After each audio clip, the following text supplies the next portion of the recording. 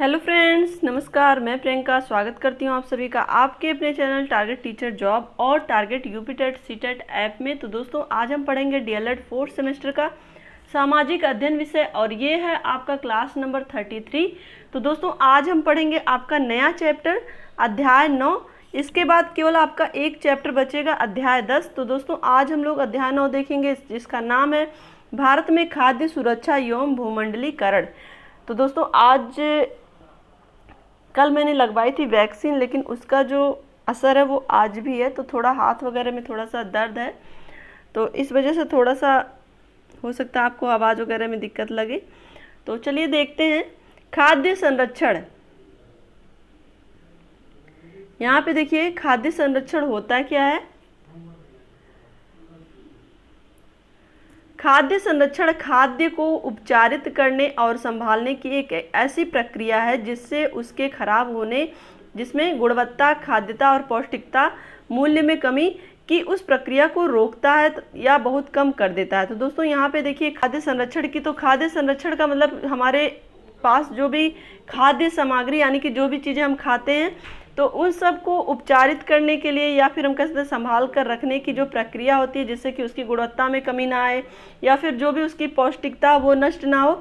तो उस पौष्टिकता को बचाने के लिए, उस गुणवत्ता को बचाने के लिए जो प्रक्रिया हम अपनाते हैं वो क्या होता है, खाद्य संरक्षण होता है। क्लियर। चलिए आगे देखते हैं। यहाँ पे देखिए, खाद्य संरक्षण प्रक्रिया में आमतौर पर बैक्टीरिया, कवक और अन्य जीवाणुओं की वृद्धि को रोकना और साथ ही साथ सड़ी हुई दुर्गंध पैदा करने वाली वसा के ऑक्सीकरण की गति को धीमा करना शामिल है। तो दोस्तों, यहाँ पर देखिए खाद्य संरक्षण के अंतर्गत क्या किया जाता है, जो भी खाद्य वस्तुएं होती हैं उनमें उनको संरक्षित रखने के लिए, उनको उनके नेचुरल वे में रखने के लिए, एक तरह से जो जैसी हैं वैसी ही बनी रहे, उसके लिए जो भी बैक्टीरिया उसके ऊपर पनपते हैं या जो भी कवक या जो जीवाणु में वृद्धि होती है जिससे वो सड़ने गलने लगती हैं, तो उनकी उस सड़ने गलने यानी कि उसमें दुर्गंध होने से बचाने के लिए ही हम खाद्य संरक्षण करते हैं। और कहीं ना कहीं हम ऑक्सीकरण की गति को भी धीमा करते हैं, एक तरह से जो भी उसमें नष्ट होने वाले चीज़ें होती हैं, कहीं ना कहीं जो उसमें कवक या अन्य तरह के जो जीवाणु हैं जिसकी वजह से वो नष्ट हो सकता है, तो उसको रोकने के लिए हम खाद्य संरक्षण की प्रक्रिया को अपनाते हैं। क्लियर। तो चलिए देखते हैं दोस्तों, यहाँ पर भारत के समक्ष खाद्य सुरक्षा से संबंधित चुनौतियाँ क्या क्या हैं। तो यहाँ पर देखिए क्या क्या चुनौतियाँ खाद्य सुरक्षा से संबंधित है हमारे देश में, इसके विषय में हम लोग देखेंगे। यहाँ पे देखिए, भारत के समक्ष खाद्य सुरक्षा से संबंधित निम्नलिखित चुनौतियाँ हैं। इसमें हम देखेंगे, यहाँ पे पहला है बढ़ती जनसंख्या। तो दोस्तों देखिए, बढ़ती जनसंख्या, आपको पता ही है कि देश की जनसंख्या में लगातार वृद्धि हो रही है और इसी कारण यहाँ पर खाद्य संकट की स्थिति भी उत्पन्न हो रही है। तो एक तरह से यहाँ पे हम ये कह सकते हैं कि वर्तमान में भारत की जो जनसंख्या लगभग 121.43 करोड़ है, जो संपूर्ण विश्व की जनसंख्या का लगभग 17.50% है, जबकि संपूर्ण विश्व के क्षेत्रफल की तुलना में जो भारत का क्षेत्रफल है लगभग 2.4% है। ऐसे में अगर किसी भी देश के लिए इतनी बड़ी जनसंख्या का पालन पोषण करना है तो ये एक गंभीर समस्या है, क्योंकि दोस्तों जनसंख्या इतनी ज़्यादा है और प्रत्येक को खाद्य मुहैया कराना, एक तरह से हम कह सकते हैं प्रत्येक के लिए खाद्य की व्यवस्था करना बहुत बड़ी रिस्पॉन्सिबिलिटी है देश के लिए। क्योंकि दोस्तों, किसी भी देश में भूखमरी जैसी अगर समस्या आती है तो कहीं ना कहीं यहाँ पर देश के व्यवस्थापक या देश की जो भी देश को सही ढंग से चलाने की जो भी कुशलता, उसमें कमियां पाई जाती हैं। तो दोस्तों, यहाँ पर हम बात करें, ऐसे में किसी भी देश के लिए इतनी बड़ी जनसंख्या का पालन पोषण करना एक गंभीर समस्या हो जाती है। और दोस्तों, अगर हम बात करें वैश्विक रिपोर्ट के अनुसार, तो यदि भारत की जनसंख्या में ऐसे निरंतर वृद्धि होती रही तो 2050 तक यह चीन को पीछे छोड़कर विश्व की प्रथम जनसंख्या वाला देश बन जाएगा। तो दोस्तों, यहाँ पर देखिए जनसंख्या तो बढ़ रही है, लेकिन जो खाद्य सामग्री है वो कहीं ना कहीं सीमित मात्रा में है, तो उसको सुरक्षित रख करके ही हम लोगों तक उसकी पूर्ति कर सकते हैं। क्लियर। तो यहाँ पे ये एक बहुत बड़ी चुनौती है देश के लिए कि बढ़ती जनसंख्या के लिए सब सारी चीज़ें प्रोवाइड कराना। अब यहाँ पर देखिए दोस्तों, दूसरा है नगरीकरण तथा औद्योगिकरण। भारत में अगर हम देखें तो खाद्य सुरक्षा का सबसे बड़ा कारण नगरीकरण एवं औद्योगिकीकरण भी है, क्योंकि कृषि भूमि अब आवासीय और औद्योगिक क्षेत्रों में बदलती जा रही है। तो दोस्तों, भारत एक कृषि प्रधान देश है, इसी कारण इसकी अधिकांश जनसंख्या कृषि कार्यों में संलग्न है, परंतु बेरोजगारी एवं बढ़ती जनसंख्या के कारण लोग शहरों की ओर आकर्षित हो रहे हैं और इस कारण से खाद्य उत्पादन में भी कमी हो रही है। विकास के नाम पर बड़ी बड़ी औद्योगिक कंपनियां किसानों की भूमि का अधिग्रहण कर उस पर बड़े बड़े उद्योग स्थापित कर दे रही हैं। तो दोस्तों देखिए, खाद्य सुरक्षा से संबंधित चुनौतियां इसीलिए आ रही हैं क्योंकि देश में नगरीकरण हो रहा है, औद्योगिकीकरण हो रहा है और देश की जनसंख्या बढ़ रही है, तो रहने के लिए घर चाहिए, उनके उद्योग के लिए घर, कहीं ना कहीं उन्हें क्षेत्र चाहिए या क्षेत्रफल, एक तरह से यहाँ पे हम कह सकते हैं ज़मीन चाहिए। तो ज़मीन उतनी ही है, जो क्षेत्र है भारत का उतना ही है, लेकिन जनसंख्या धीरे धीरे आखिर बढ़ रही है, तो उसके लिए नगरीकरण औद्योगिकरण भी बढ़ रहा है। तो यहाँ पर ये एक बहुत बड़ी चुनौती हो जा रही है कि किस तरह से जो भी खाद्य सामग्री है उसका प्रिजर्वेशन किस तरह से किया जाए, किस तरह से लोगों को यहाँ पे खाद्य मुहैया कराया जाए। क्लियर। अब दोस्तों यहाँ पर देखिए अनिश्चित खाद्यान्न उत्पादन। दोस्तों तीसरा पॉइंट क्या है? अनिश्चित खाद्यान्न उत्पादन। यहाँ पर अगर हम देखें खाद्य सुरक्षा के लिए एक बड़ी समस्या यही है कि अनिश्चित खाद्य उत्पादन, जलवायु परिवर्तन, यहाँ पे हम देखें जलवायु परिवर्तन के कारण प्राकृतिक आपदाएं आए दिन कृषि उत्पादन में अनिश्चितता उत्पन्न करती हैं। एक तरह से यहाँ पे हम कह सकते हैं कि कहीं ना कहीं प्रकृति जो कहीं ना कहीं प्राकृतिक आपदाएं आती हैं, कहीं ना कहीं सही से बारिश नहीं हो रही है, जिसके लिए फसल को तो सही से बारिश की ज़रूरत होती है। अगर हम बात करें धान की, तो ऐसे बहुत सारी फसलें हैं जिनको अधिक पानी चाहिए, या फिर कह सकते हैं उनको, अगर हम देखें गेहूं के सीज़न में कहीं बारिश हो गई तो गेहूं भी खराब हो जाता है। तो इस तरह से एक तरह से जो अनिश्चितता आती है मौसम में, वो हमारे खाद्यान्न पर भी उसका प्रभाव पड़ता है। तो इसकी वजह से कहीं ना कहीं देश में खाद्यान्न आपूर्ति में बाधा उत्पन्न होती है। क्लियर। अब यहाँ पे हम देखेंगे दोस्तों नंबर 4 है जलवायु परिवर्तन। दोस्तों जलवायु परिवर्तन के कारण भी खाद्यान्न उत्पादन में कमी आती है, क्योंकि आए दिन प्राकृतिक आपदाएं कृषि उत्पादन में अनिश्चितता उत्पन्न करती हैं और साथ ही जनसंख्या में लगातार वृद्धि से खाद्य वस्तुओं की आपूर्ति नहीं हो पाती है, तो जिससे खाद्य सुरक्षा की समस्या उत्पन्न होती है। क्लियर। तो ये जलवायु परिवर्तन की वजह से भी कहीं ना कहीं, क्योंकि दोस्तों हमारा जो देश है वो कृषि प्रधान देश है और साथ ही साथ ये जलवायु पर भी निर्भर करता है, तो इस वजह से भी कहीं ना कहीं जो खाद्य वस्तुएं हैं उसकी आपूर्ति में बाधा उत्पन्न होती है। क्लियर। यहाँ पे देखिए नंबर 5 है सिंचाई व्यवस्था का उचित प्रबंध ना होना। तो भारत एक कृषि प्रधान देश है, परंतु सिंचाई व्यवस्था का उचित प्रबंध ना होने से यहाँ पर खाद्यान्न के उत्पादन में समस्या उत्पन्न होती है। इसके लिए सिंचाई की व्यवस्था नलकूप, नहर और तालाब से कहीं ना कहीं की जाती है, तो जिसकी वजह से खाद्यान्न उत्पादन सुचारू रूप से नहीं किए जा सकते। दोस्तों देखिए अलग अलग क्षेत्रों में, हमारे देश के अलग अलग क्षेत्रों में अलग अलग तरह की सिंचाई की व्यवस्था है और कभी पानी की आपूर्ति सही ढंग से नहीं हो पा रही है, तो कहीं पे पानी ही नहीं मिल रहा है, तो इसकी वजह से फसल पर उसका प्रभाव पड़ता है और उसकी वजह से खाद्यान्न आपूर्ति में भी समस्या उत्पन्न होती है। क्लियर। तो चलिए देखते हैं दोस्तों, यहाँ पर है नंबर 6 उन्नत किस्म के बीजों की उपलब्धता। उन्नत किस्म के बीजों की अनुपलब्धता। तो दोस्तों यहाँ पर हम बात करें, भारत एक कृषि प्रधान देश है, जनसंख्या अधिक होने के कारण यहाँ पर उन्नत किस्म के बीजों एवं रासायनिक उर्वरकों का अभाव है और जो बीज उपलब्ध हैं उनकी कीमत बहुत ज़्यादा है। तो इसी कारण यहाँ के जो किसान हैं उन्हें खाद्यान्नों का उत्पादन अच्छी तरह से नहीं कर पाते हैं और खाद्यान्न की समस्या उत्पन्न होती है। क्लियर। और यहाँ पर देखिए दोस्तों नंबर 7 पर है प्राकृतिक आपदाएं।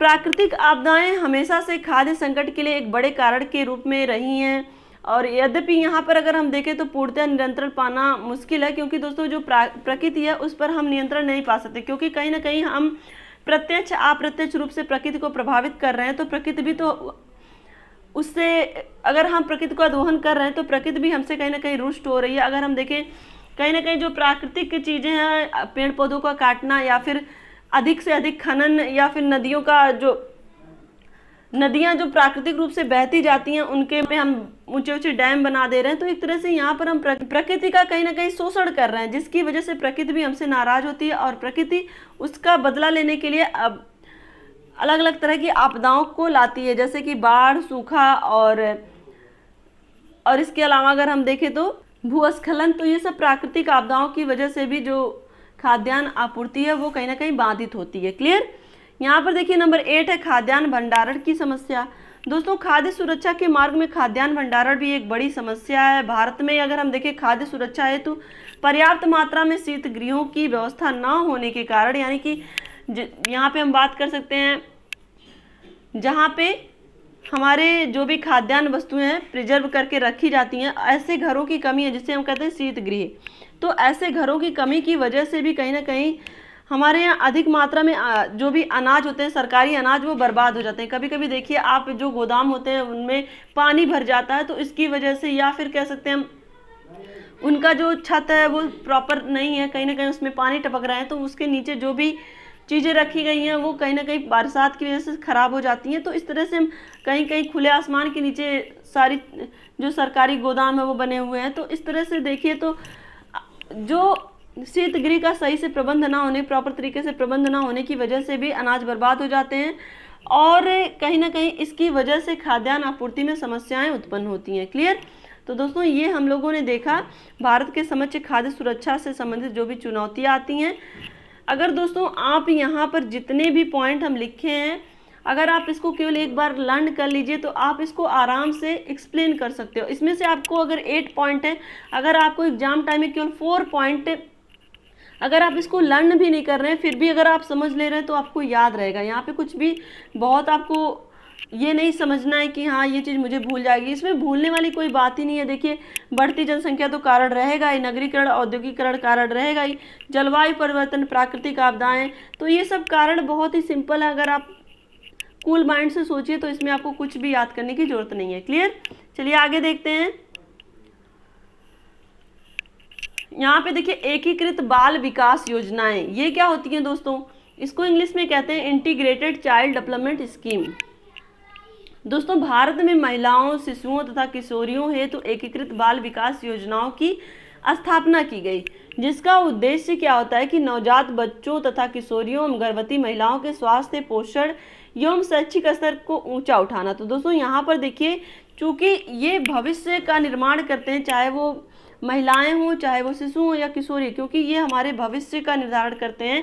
कहीं ना कहीं जो बच्चा है अगर वो शुरू से डेवलप नहीं होगा, उसका सही से विकास नहीं होगा, तो वो आगे जो नागरिक बनेगा कहीं ना कहीं वो सही ढंग से कार्य नहीं कर पाएगा। अगर वो सही ढंग से कार्य नहीं करेगा तो देश के विकास में बाधा उत्पन्न होगी, राष्ट्र के विकास में बाधा उत्पन्न होगी। सेम यही कंडीशन किशोरियों के साथ भी और यही महिलाओं के साथ भी, क्योंकि दोस्तों अगर हम बाहर ना देख करके अपने घर की बात करें, अगर हमारे घर की महिलाएं सक्षम हैं तो वो कहीं ना कहीं अपने बच्चों को सही ढंग से पढ़ा पाएंगी, सही ढंग से उनको प्रेरित कर पाएंगे उनके कार्यों के लिए, उन्हें जो भी करना उसके लिए। लेकिन अगर वो सक्षम नहीं है तो कहीं ना कहीं जो उनके साथ उनका परिवार जुड़ा हुआ, उनके बच्चे जुड़े हुए हैं, वो कहीं उनका जो सही तरीके से पोषण है वो भी प्रभावित होगा, उनकी जो भी भविष्य है वो भी प्रभावित होगा, उनकी जो आकांक्षाएं हैं वो सारी चीज़ें प्रभावित होंगी। तो यहाँ पे दोस्तों इंटीग्रेटेड चाइल्ड डेवलपमेंट स्कीम के तहत सरकार महिलाओं, शिशुओं और किशोरियों पर, उनके विकास पर योजनाएं बनाता है। और दोस्तों यहाँ पर हम देखें इसके लिए वैश्विक स्तर पर भी कार्यक्रम क्रियान्वित किए जा रहे हैं, जिसमें विश्व बैंक, खाद्य निगम और यूनिसेफ अपनी महत्वपूर्ण भूमिका निभा रहे हैं। तो दोस्तों ऐसा नहीं है कि केवल देश स्तर पर इसके लिए कार्य या योजनाएं चल रही हैं, इसके लिए विश्व स्तर पर भी विश्व बैंक इनके लिए मदद करता है, खाद्य निगम और यूनिसेफ, ये सारे जो अलग अलग संस्थाएं हैं ये एकजुट होकर के देश में या फिर हम कह सकते हैं पूरे विश्व में जो भी महिलाओं, शिशुओं और किशोरियों का कंडीशन है उसको योजनाओं के माध्यम से और अच्छा बनाने की कोशिश करते हैं। क्लियर। चलिए आगे देखते हैं। यहाँ पे देखिए दोस्तों ICDS की प्रमुख योजनाएं। तो दोस्तों यहाँ पर देखिए कौन कौन सी योजनाएं हैं, यानी कि जो हम लोग पढ़ रहे हैं इंटीग्रेटेड चाइल्ड डेवलपमेंट स्कीम के तहत कौन कौन सी योजनाएं हैं। कभी आपसे पूछ ले तो आपको ये चारों याद रखने हैं। यहाँ पे देखिए किशोरी शक्ति योजना, पहला है किशोरी शक्ति योजना, और दूसरा धन लक्ष्मी योजना, तीसरा पोषण कार्यक्रम और इंदिरा गांधी मातृत्व सहयोग योजना। दोस्तों यहाँ पर आप ध्यान से देखेंगे तो धन लक्ष्मी योजना, जिसमें कहीं ना कहीं यहाँ पे हम कह सकते हैं कि महिलाओं के उत्थान के लिए ये योजनाएं हैं, जिसमें और किशोरी योजना में आपको नाम से ही लग रहा है कि किशोर जो भी किशोरियाँ उनके लिए, उनके उत्थान के लिए यहाँ पे हम कह सकते हैं ये योजना है। और यहाँ पे पोषण कार्यक्रम के अंतर्गत भी जो भी शिशु हैं और जो भी मातृत्व यानी कि यहाँ पे जो भी महिलाएं हैं उनके लिए पोषण कार्यक्रम की व्यवस्था की गई है। और इंदिरा गांधी मातृत्व सहयोग योजना के अंतर्गत तो आपको पता ही है कि यहाँ पे जो भी महिलाएं उनसे संबंधित जो भी छोटे बच्चों यानी शिशु से संबंधित जो भी महिलाएं हैं जिनके पास अभी छोटे बच्चे हैं और वो कहीं ना कहीं सही ढंग से या फिर हम कह सकते हैं गर्भवती महिलाओं के लिए ये सारी योजनाएं चलाई जाती हैं। तो चलिए आगे देखते हैं दोस्तों। यहाँ पे देखिए भारतीय खाद्य निगम FCI। तो दोस्तों भारतीय खाद्य निगम चूंकि ये बहुत ही महत्वपूर्ण पॉइंट है दोस्तों, भारतीय खाद्य निगम यानी कि FCI, जिसके अंतर्गत ही जो भी खाद्य सुरक्षा से संबंधित वस्तुएं हैं उनका प्रिजर्वेशन किस तरह से किया जाए, उनका रख रखाव किस तरह से किया जाए या फिर उनका उत्पादन किस तरह से किया जाए, इन सब के विषय में यहाँ पे इसके अंतर्गत देखा जाता है। तो दोस्तों यहाँ पे देखिए भारतीय खाद्य निगम का गठन भारतीय खाद्य अधिनियम 1964 के तहत 14 जनवरी 1965 में किया गया। तो दोस्तों आपको क्या याद रखना है, यहाँ पे यही याद रखना है कि जो भारतीय खाद्य निगम है इसका गठन कब किया गया, इसका गठन किया गया भारतीय खाद्य अधिनियम 1964 के तहत कब किया गया, 14 जनवरी 1965 को। क्लियर। वर्तमान में भारतीय खाद्य निगम खाद्यान्न से संबंधित नियमन और रख रखाव से संबंधित कार्यों का लेखा व प्रबंध का कार्य करता है। तो दोस्तों देखिए जितने भी भारत में खाद्यान्न वस्तुएं उपलब्ध हैं उनका किस तरह से नियमन किया जाए, किस तरह से उनका रख रखाव किया जाए और किस तरह से उनका लेखा जोखा यानी कि प्रबंध किया जाए जिससे कि वो पूरे देश के लिए सही से आपूर्ति उसकी की जा सके। तो इस पर ये संगठन जो है ये निर्णय लेता है। क्लियर। तो दोस्तों आज के लिए बस इतना ही। वीडियो को लाइक करिएगा, अपने दोस्तों के साथ शेयर करिएगा और अगर आप चैनल पर नए हैं तो प्लीज़ चैनल को सब्सक्राइब करके बेल आइकन बटन को जरूर प्रेस कर लीजिएगा जिससे हमारे सभी वीडियोज की नोटिफिकेशन आपको मिल सके। तो इसी तरह से आप अपनी मेहनत जारी रखिए, अपना ध्यान रखिए, अपनों का ध्यान रखिए, अपने आसपास सफाई रखिए। हमसे जुड़ने के लिए बहुत बहुत धन्यवाद। और दोस्तों मेरा ब्लॉग चैनल है परी की मॉम, आप उसको ज़रूर सब्सक्राइब कर लीजिएगा, लिंक डिस्क्रिप्शन में है। तो आज के लिए बस इतना ही, मिलते हैं नेक्स्ट वीडियो में। अपना ध्यान रखिए। जय हिंद।